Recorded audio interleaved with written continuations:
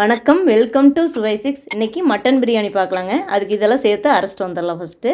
அதுக்கப்புறமா குக்கர் அடுப்பில் வச்சு எண்ணெய் ஊற்றி நெய் ஊற்றி அதுக்கப்புறம் பிரியாணி சாமான்லாம் போட்டு அதுக்கப்புறம் பெரிய வெங்காயம் புதினா எல்லாம் சேர்த்துக்கலாங்க. மல்லி எல்லாம் சேர்த்துக்கலாங்க, கண்டிப்பாக சேர்த்தணும். எங்கிட்ட இல்லை, அதனால் சேர்த்துல. இப்போ அரைச்சதை போட்டுக்கலாம்.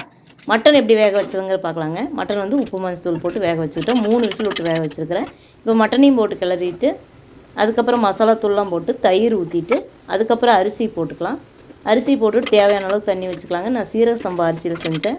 அரிசி வந்து 2 டம்ளரு, மட்டன் வந்து 1/2 கிலோ இந்த மாதிரி செஞ்சேங்க. இப்போ பாருங்கள், அரிசி போட்டு தண்ணி எவ்வளோ கொஞ்சம் இருக்கும் அதுலேயே அதை பொறுத்து ஊற்றிக்கலாங்க.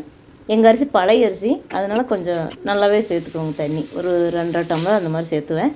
நல்லாயிருக்கும் பார்க்குறக்கு. இப்படி இருந்தால் கூட உங்களுக்கு ஆற பளபளன்னு வந்துருங்க. டேஸ்ட் அட்டகாசமாக இருந்தது. உங்களுக்கு என்னோட இந்த சுவை 6 சேனல் பிடிச்சுன்னா சப்ஸ்கிரைப் பண்ணி சப்போர்ட் பண்ணுங்கள். என்னோடய இல்லத்தரசி கோலம் சேனலையும் பாருங்கள்.